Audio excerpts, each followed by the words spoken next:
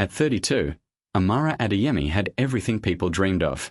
Money, power, a beautiful home, a successful company, and a life so carefully controlled that almost nothing happened without her approval. But there was one thing money had never been able to buy her: peace. Every night, when the city became quiet and the lights outside her bedroom window faded into the distance, Amara thought about the same person, a boy named David. He had disappeared from her life when they were children. No goodbye, no explanation, nothing, only a promise. One day, I will find you again. Amara had spent more than 15 years waiting for that promise to come true. She had searched old schools, villages, family records, and even contacted people from her childhood.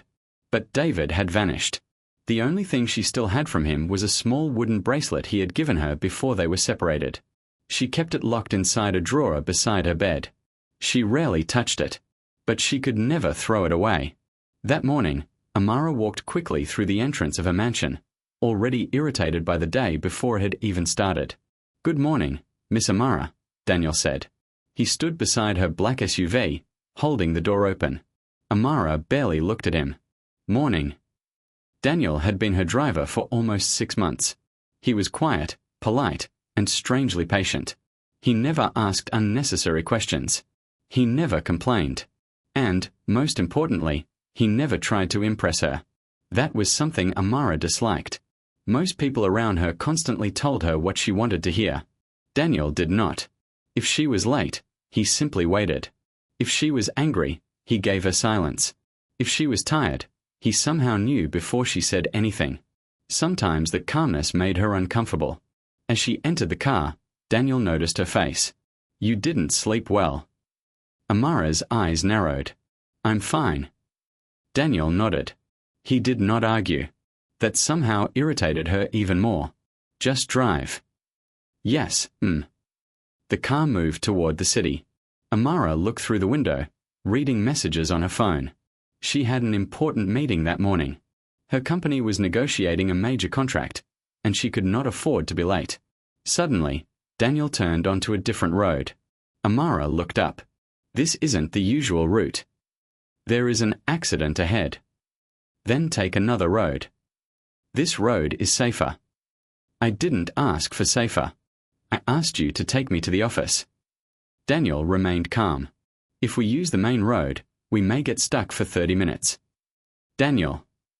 He glanced at her through the mirror. "I know the city better than you think." Amara's face hardened. "Stop the car." Daniel slowly pulled over. Amara stared at him. "You work for me." "Yes." "That means when I tell you where to drive, you drive there." Daniel lowered his eyes. "I was only trying to protect you." "I don't need you to protect me." Silence filled the vehicle. Amara took a breath, but her anger had already taken control. "Get out." Daniel looked at her. You heard me. You're fired." For the first time, something changed in his eyes. Not anger, not fear, pain. But it disappeared almost immediately. Daniel nodded. Understood. He stepped out of the car. He did not argue. He did not beg for his job. He simply closed the door and walked away.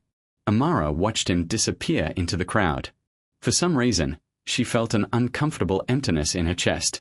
She told herself it was nothing. Daniel was only her driver. Nothing more. Then she noticed something lying on the back seat. A small wooden bracelet. Amara froze. Her heart suddenly began beating faster. She picked it up with trembling fingers. She knew that bracelet.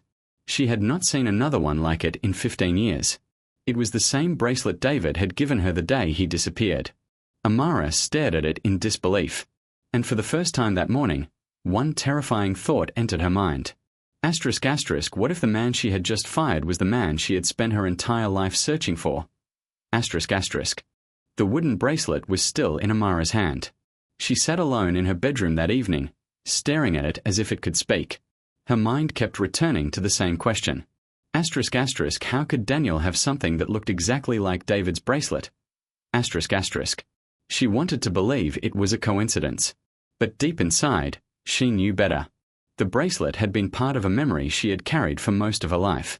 a memory from when she was only 12 years old. Back then, Amara's world had been very different. Her father was already a successful businessman, and their large family house stood far away from the crowded streets where most children played. Amara had expensive clothes, private tutors, and everything money could buy. But she had very few real friends. Most children wanted to be around her because of her family. Then she met David. He lived with his mother in a small house near the edge of their neighborhood.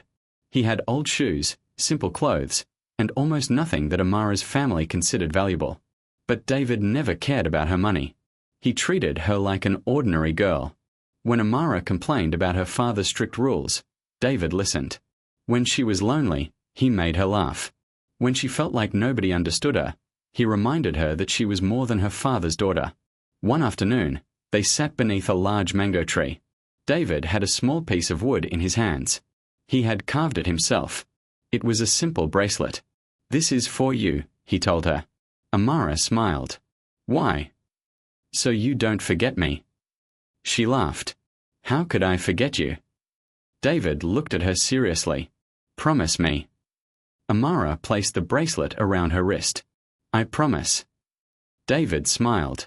Then he made another promise. "One day, I'll find you again." Amara believed him. But the next morning, everything changed. David was gone. His house was empty. His mother was nowhere to be found. Amara ran from street to street asking questions.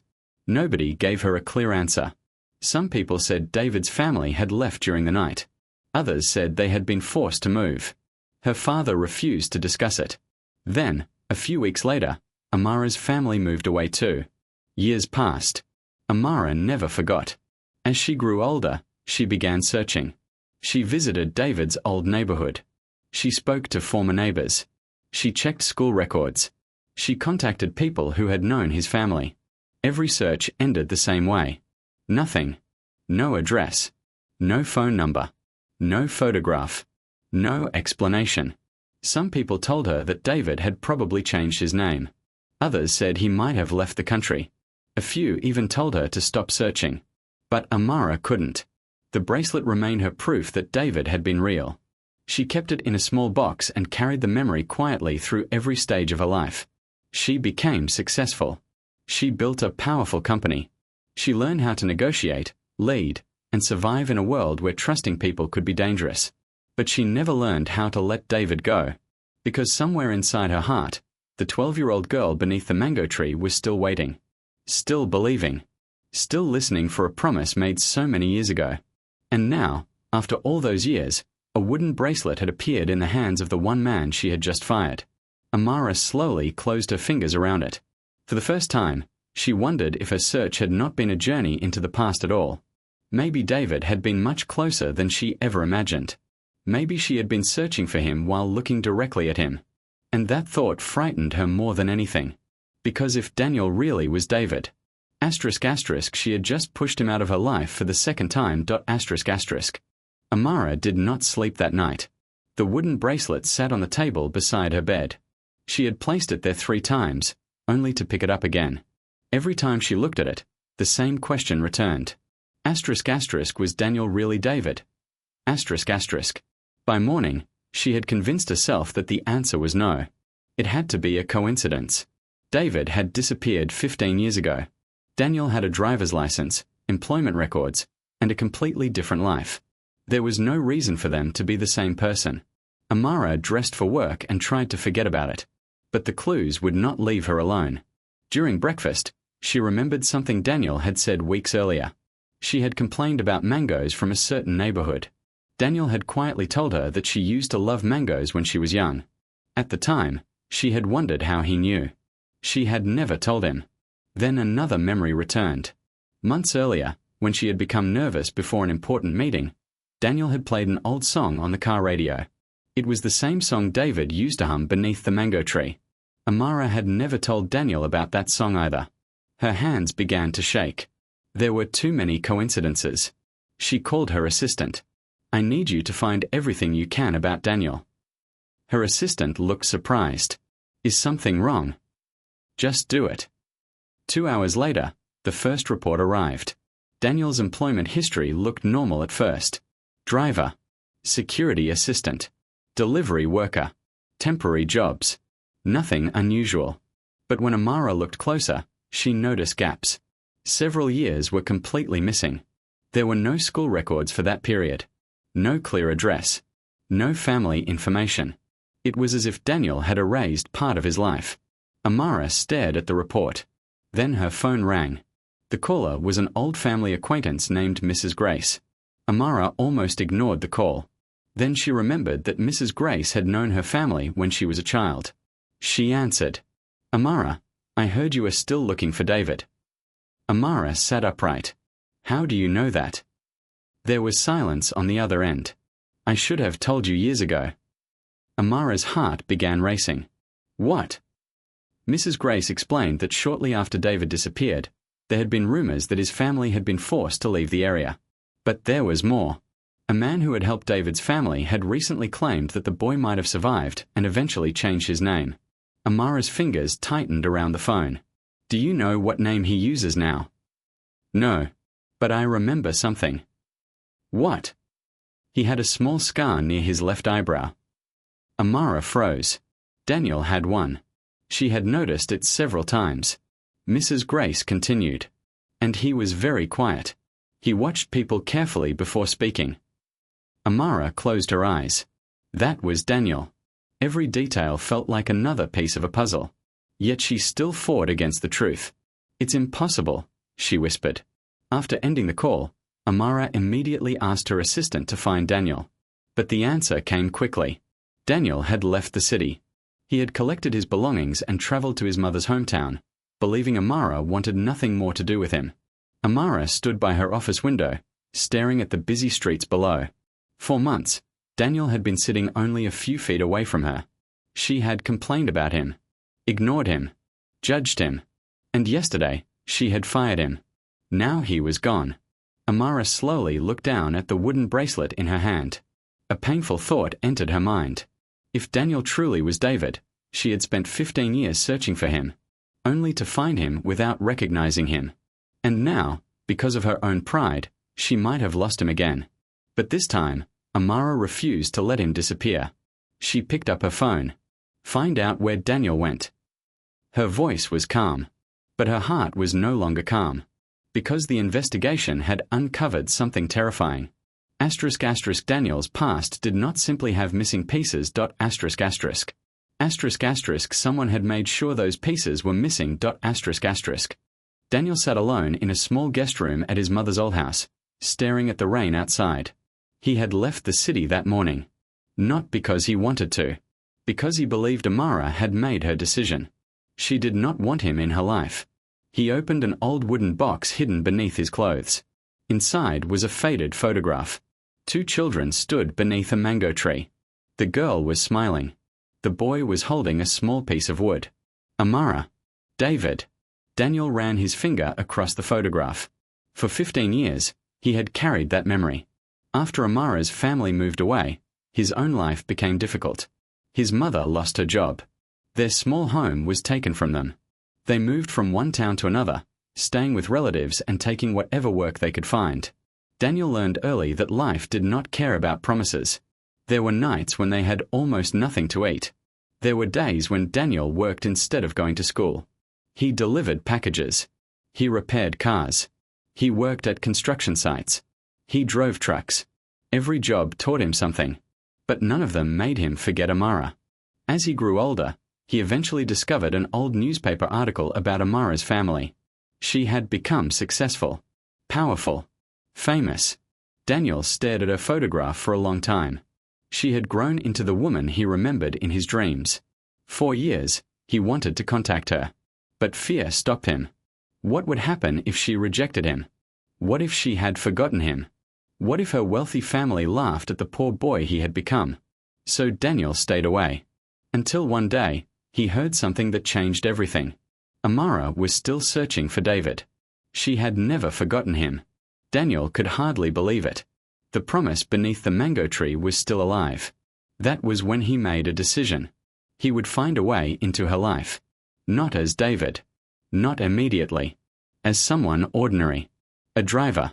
When Daniel first walked into Amara's office for the interview, His heart almost stopped. She walked through the door wearing a dark suit, holding a folder in one hand. Daniel recognized her instantly. The same eyes. The same small smile when she was trying not to laugh. The same habit of touching her hair when she was nervous. It was Amara. His Amara. But she did not recognize him. Daniel almost said her name. Almost told her everything. But he stopped himself. He wanted to know something first. Could she still recognize the person he had become? Or did she only love the memory of a little boy? So he became her driver. For 6 months, he sat behind the wheel while Amara sat in the back seat. Every day, he watched the woman he had waited years to see. Sometimes he wanted to tell her the truth. But fear always won. He remembered the little girl beneath the mango tree. He remembered her promise. And he remembered his own. One day, I'll find you again. Daniel had kept that promise. But he had never expected the reunion to hurt so much. When Amara fired him, Daniel felt something inside him break. He could have told her everything. He could have shown her the photograph. He could have said his real name. But he didn't. He simply walked away.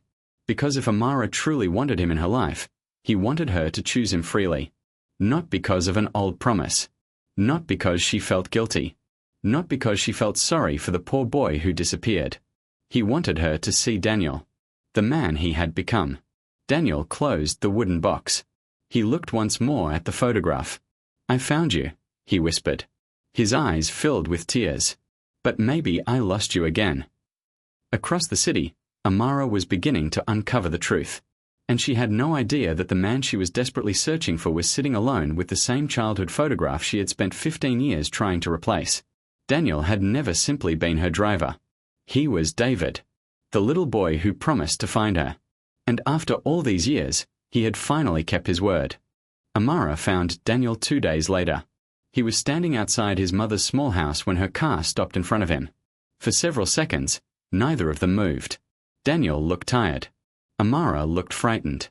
She stepped out of the car, holding the wooden bracelet tightly in her hand. Daniel. He lowered his eyes. You shouldn't have come. I needed to. He said nothing. Amara walked closer. Are you David? Daniel's face remained still. Why are you asking me that? Because I found your bracelet. Daniel looked at the wooden bracelet in her hand. His eyes softened for a moment. Then he looked away. It could belong to anyone. No, Amara whispered. It can't. She studied his face. Then she noticed the small scar above his left eyebrow. Her heart stopped. She remembered that scar. David had gotten it when they were children after falling from the mango tree. Amara's voice shook. You still touch your eyebrow when you're nervous. Daniel froze. It was true. He had done it without thinking. Amara stepped closer. You used to do that when you were scared. Daniel closed his eyes. For a moment, he was no longer a grown man standing outside a small house. He was 12 years old again.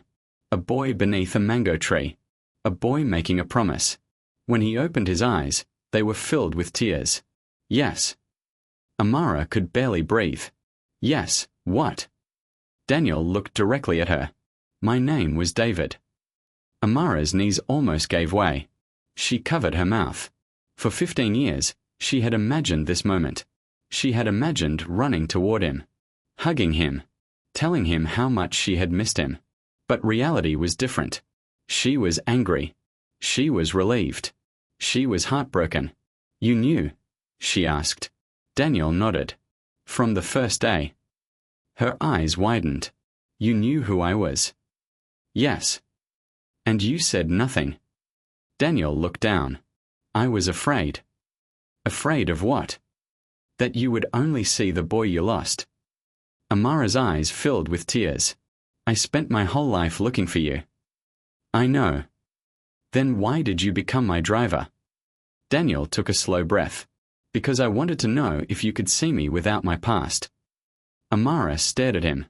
I wanted to know if you would care about Daniel, he continued, before you knew he was David. Her anger grew. So you tested me. No. I was trying to protect myself. You lied to me. I never lied about who I was. You hid who you were. Daniel's face tightened. So did you. Amara stepped back. What does that mean? You never asked who I was. You never asked where I came from. You only saw a driver. The words hit her harder than she expected. She remembered how many times she had dismissed him, how often she had spoken to him without looking at him, how quickly she had fired him. Daniel continued quietly. The girl I remember never cared about money. Amara's eyes filled with tears. I was a child. So was I. Silence fell between them. They had finally found each other. But instead of joy, there was pain. Amara wanted to hug him. She wanted to forgive him. She wanted to blame him. Daniel wanted to hold her too. But too many years stood between them. Too many secrets. Too many unanswered questions. I thought finding you would make everything right, Amara whispered. Daniel looked at her sadly. So did I. She wiped away a tear. But it doesn't. No. For the first time, they both understood the truth. Finding each other had been the easy part. Forgiving each other would be much harder. And neither of them knew if the love they remembered could survive the people they had become. Amara had spent her whole life believing that David had simply disappeared. Now she knew better. The truth began with an old box hidden inside her father's private study. After Daniel told her who he really was, Amara returned to the family house and searched through old records. Her hands were shaking as she opened dusty files. Then she found something that made her stop breathing. A letter. The handwriting was rough, but the name at the top was clear. **Amara.***. She opened it. It was from David. He had written it shortly after their separation. He had asked why she had not answered his letters. Amara stared at the page in disbelief. She had never received that letter. Then she found another. And another. There were 6 letters. 6 letters from David. 6 chances for them to find each other. None had ever reached her. Amara's eyes filled with tears. Why? She whispered. She began searching through old family records. That was when she found the name of a former household manager, Mr. Joseph. He was now an old man living outside the city. Amara went to see him. At first, he refused to speak. But when Amara showed him the letters, his face changed. I knew this day would come, he said. Amara's voice trembled. Tell me the truth. Mr. Joseph looked away. Your father didn't want David near you. Amara felt as if the ground had disappeared beneath her. Why? He believed the boy's family was beneath yours. She closed her eyes. David's family had been poor. Her father had considered that enough reason to separate them. Mr. Joseph explained that David's mother had been pressured to leave the neighborhood. They were told that if they stayed, there would be trouble. David's family had no money to fight back. So they left. But David never forgot Amara. He tried to come back, Mr. Joseph said. Amara looked at him sharply. When? Years later. He came to your father's office. Her heart broke. What happened? Mr. Joseph lowered his voice. He was told never to contact you again. Who told him? Mr. Joseph hesitated. Your father's instructions were clear. Amara stood frozen. For years, she had blamed David. She had believed he had forgotten her. She had believed his promise meant nothing. But he had tried. Again and again.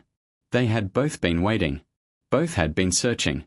Both had believed the other had moved on. Amara returned home that evening with the letters pressed against her chest. She sat alone in her father's old study. For the first time, she looked at his photograph without admiration. You made me hate someone who never abandoned me, she whispered. Tears rolled down her face. She was angry at her father. Angry at the people who had helped him. But most of all, she was angry about the years they had stolen. Daniel had spent his childhood believing Amara had forgotten him. Amara had spent hers believing David had forgotten her. 2 children had been separated because adults believed they knew what was best. When Amara told Daniel the truth, he remained silent for a long time. His face showed pain. I always wondered why you never answered. I never received your letters. I know that now. Daniel looked away. For a moment, anger filled his eyes. But then he took a slow breath. I could spend the rest of my life hating your father. Amara lowered her head. You have every right. No. Daniel looked at her. He made a terrible choice. But I don't want his choices to control the rest of my life. Amara's eyes filled again. Daniel had every reason to seek revenge. Yet he chose peace. And that choice made Amara understand something painful. Their childhood had been stolen from them. But they still had a choice about what happened next. She reached into her bag and placed the old letters on the table. We can't get those years back, she whispered. Daniel looked at the letters. No. But maybe we can stop letting the past decide our future. Daniel remained silent. Then he slowly reached for her hand. It was the first time they had touched since finding each other again. Neither of them smiled. Neither pretended the pain was gone. But for the first time, they were standing on the same side of the truth. And they finally understood what had destroyed their childhood. It wasn't that they had forgotten each other. Someone had made sure they believed they had ... Amara knew that saying sorry would not be enough. Daniel had forgiven her in words, but she could still see the distance in his eyes. So she stopped trying to fix everything with promises. She started with actions. She visited him without asking him to return to work. She listened when he spoke. She never mentioned his past when other people were around. Most importantly, she stopped treating him like someone beneath her. One afternoon, Amara stood outside Daniel's small workshop. I owe you an apology, she said. Daniel looked at her quietly. I was wrong to fire you. I was wrong to judge you because you were my driver. Daniel looked away. I appreciate that. But you don't forgive me yet. He gave a small, sad smile. Not completely. Amara nodded. I understand. For once, she did not argue. She simply stayed. Slowly, things began to change. They started visiting places from their childhood. The old mango tree was still there. Its branches were larger now, stretching over the same patch of ground where two children had once dreamed about the future. Amara stood beneath it. I thought this place would make me sad. Daniel looked at her. Does it? She smiled through her tears. Not anymore. They sat beneath the tree for hours. They remembered small things. The games they played. The mangoes they stole. The afternoons they spent running through the neighborhood. The memories that once felt like wounds slowly became something else. Comfort. One evening, they watched the sunset from the same hill where they had once promised to find each other. Daniel was quiet. Amara looked at him. What are you thinking? He took a deep breath. That I never stopped caring about you. Her heart skipped. Even after all those years. Especially after all those years. Amara looked down. She had spent years searching for a perfect memory. But Daniel was not that 12-year-old boy anymore. He had scars. Pain. Failures. Dreams. Fears. He had become a man. And somehow, she loved the man even more than the memory. Amara reached for his hand. This time, Daniel didn't pull away. Their fingers slowly intertwined. Neither spoke. They didn't need to. The silence between them felt different now. It was no longer filled with anger. It was filled with possibility. But happiness never stayed simple for long. A week later, Amara's family found out. Her uncle called her into the family office. His expression was cold. You cannot be serious about this man. Amara remained calm. His name is Daniel. We know exactly who he is. Her uncle leaned forward. Your relationship with him will damage your reputation. Another family member warned her that investors would question her judgment. They reminded her that she was the face of the company. They reminded her that Daniel had once worked as a driver. Then came the threat that hurt the most. If you continue with him, some of our business partners may walk away. Amara stood silently. Years ago, those words would have frightened her. She would have obeyed. But now she remembered the little girl beneath the mango tree. She remembered how her father had decided who she was allowed to love. She remembered the letters that had been hidden from her. She remembered all the years she had lost. Amara finally looked at her family. I have spent my whole life allowing other people to decide what I should feel. Her voice remained steady. I won't do it anymore. Her uncle stared at her. You would risk everything for him. Amara thought about Daniel. About the boy she lost. About the man she found. Then she answered, "I won't risk everything for him." She paused. "I'll choose what matters to me." That night, Amara stood outside Daniel's home. She knew the road ahead would not be easy. She knew people would judge them. She knew her business could suffer. But for the first time in her life, the decision belonged completely to her. And she was ready to make it. By the following week, Amara's decision had become the biggest topic in her family. Everyone had an opinion. Everyone had a warning. Her uncle called almost every morning. Her business partners began asking questions. Even people she barely knew were suddenly interested in her private life. The rumors spread quickly. The wealthy CEO was in love with her former driver. Some people laughed. Others called Daniel a gold digger. Some claimed he had planned everything from the beginning. Amara read the rumors without responding. But behind closed doors, the pressure became unbearable. One afternoon, her biggest business partner arrived at her office. He placed a file on her desk. "If you continue this relationship," he said, "my company will reconsider our partnership." Amara looked at the file. "This is business." "Yes." "Then keep it business." The man leaned forward. "You are risking millions for a man who used to drive your car." Amara's face hardened. "You are free to make your decision." He stared at her. "You may regret this." After he left, Amara sat alone in her office. For the first time, she understood what freedom really cost. That evening, Daniel came to see her. He looked worried. "I heard about the investors." Amara nodded. "I can handle it." "You shouldn't have to." She looked at him. "What are you saying?" Daniel took a deep breath.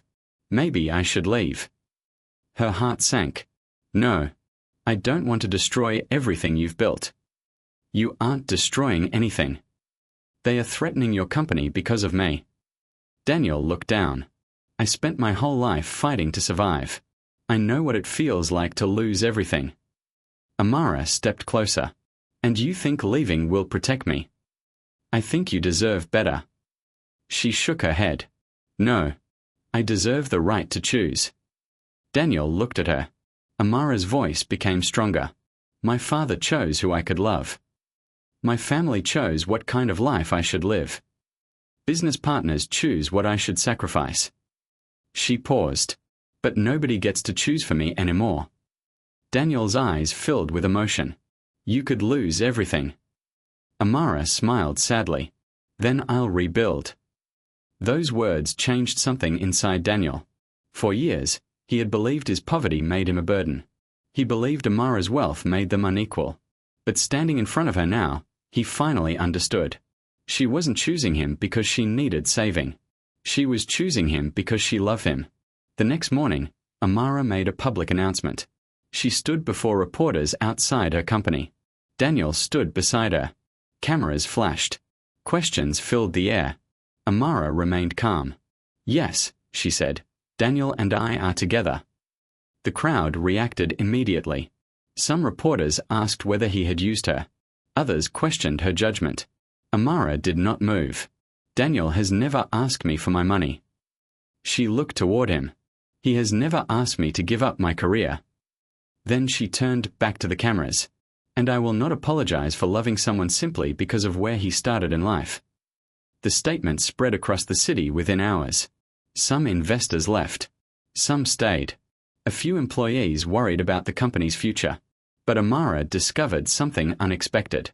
She felt lighter. For years, she had measured success by money, power, and control. Now she understood that success also meant being able to live honestly. That evening, she and Daniel stood together beneath the mango tree. Daniel looked at her. "You really risked your company for me." Amara smiled. "No." She took his hand. "I risked other people's approval." Daniel smiled for the first time. He finally understood that loving Amara did not make him weak. And Amara finally understood that choosing Daniel did not mean giving up her independence. They could stand together without one standing above the other. But their victory was not complete. The family that had controlled Amara for years was not ready to surrender. And someone close to them was already planning their next move. For the first time in many years, Amara and Daniel stopped talking about what they had lost. They began talking about what they could build. One quiet evening, they returned to the old mango tree. The place that had once held their happiest memories now felt different. Not painful. Not perfect. Just peaceful. Daniel sat beside Amara. "I owe you an apology," he said. Amara looked at him. "For what?" "For hiding the truth." He took a breath. "I thought I was protecting myself, but I hurt you." Amara lowered her eyes. "I understand why you did it." She paused. "But I also hurt you." Daniel looked at her. "I fired you because I thought you were only my driver. I judged you without knowing your story." "And I judged you because you had money," Daniel said softly. They both smiled sadly. For years, they had carried anger that belonged to other people. Now they were finally putting it down. Amara reached for his hand. "I forgive you." Daniel squeezed her fingers. "I forgive you too." The words were simple, but they carried years of pain. Amara had spent so long blaming her father for what happened that she had forgotten he was gone. She could not change his decisions. She could not recover the childhood that had been stolen from her. But she could decide what his choices would mean for the rest of her life. "I don't want to hate my family forever," she said. Daniel nodded. "Then don't." Amara looked toward the sunset. "I can't change what they did, but I can stop carrying it." Daniel understood. He had carried his own burden too. For years, he had believed being poor made him less worthy. He had allowed rejection to shape the way he saw himself. Now he wanted something different. He wanted to build a life because he believed in himself, not because he needed to prove anything to Amara's family. "I don't want to be the poor boy who was rejected anymore," he said. Amara smiled. "Then don't be." "I want to be Daniel." "And I want to be Amara." They both laughed softly. No titles. No wealth. No family names. Just two people choosing each other. They began making plans. Daniel would expand his small transport business. Amara would continue leading her company. Neither would depend on the other. Neither would stand above the other. They would build their lives side by side. Their relationship was no longer about recovering a childhood promise. It was about creating a new promise. Amara looked at him. "Do you remember what you promised me under this tree?" Daniel smiled. "I promised I'd find you." "And you did." He looked into her eyes. "But I think the promise means something different now." Amara waited. Daniel took her hand. "I don't just want to find you anymore." He smiled. "I want to choose you." Amara's eyes filled with tears.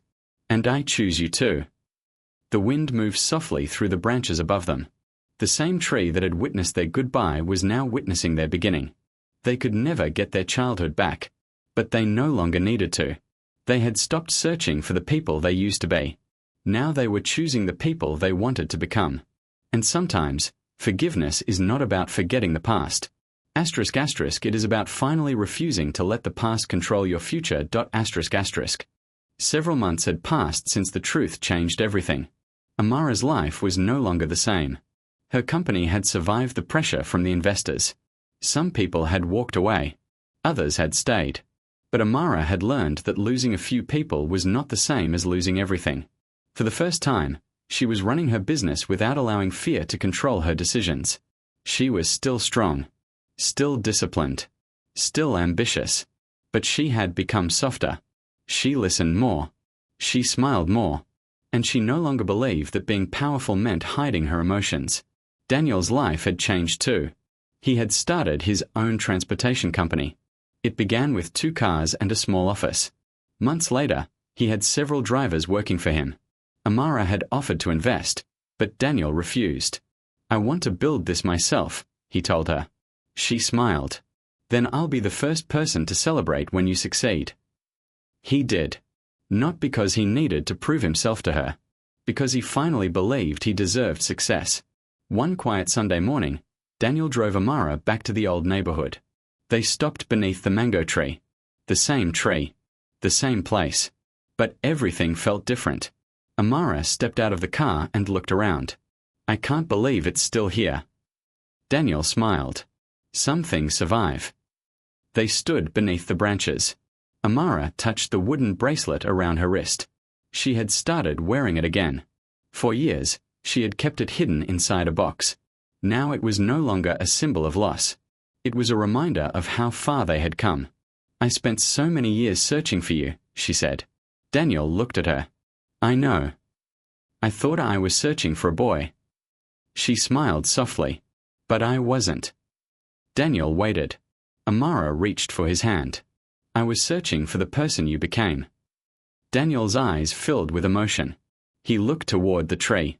"For years, I thought my past was something I needed to escape." He paused. "Meeting you again taught me that I didn't have to run from it." Amara squeezed his hand. "We can't change what happened." "No, but we can choose what happens next." Daniel smiled. Their love had not been a fairy tale. There had been anger, secrets, pride, fear, loss, forgiveness. They had hurt each other before learning how to heal together. But that was what made their love real. It wasn't built on a perfect childhood memory. It was built on two adults who had seen each other's scars and still decided to stay. Daniel looked at her. "Do you remember my promise?" Amara smiled. "You promised to find me." "I did." She laughed softly. "But you were late." Daniel laughed. "Very late." They stood beneath the tree as the afternoon sunlight passed through the leaves. Amara realized something she had never understood before. She had spent half her life looking backward, searching for a missing boy, waiting for a promise, trying to recover something that had been lost. But she had never needed to bring the past back. She only needed to recognize what the past had brought into her present. David had disappeared, but Daniel had survived. He had grown through poverty, rejection, loneliness, and pain. He had become a man who knew how to love without demanding anything in return. And somehow, destiny had brought him back to her disguised as an ordinary driver. Amara leaned against his shoulder. "I think I finally found you." Daniel smiled. "No." He looked at her. "You finally saw me." Amara smiled through tears. And beneath the same tree where two children once promised they would find each other, two adults began the rest of their lives together. Because sometimes, the person we spend years searching for does not return looking like the person we remember. Sometimes, ***, destiny brings them back disguised as an ordinary stranger. ***.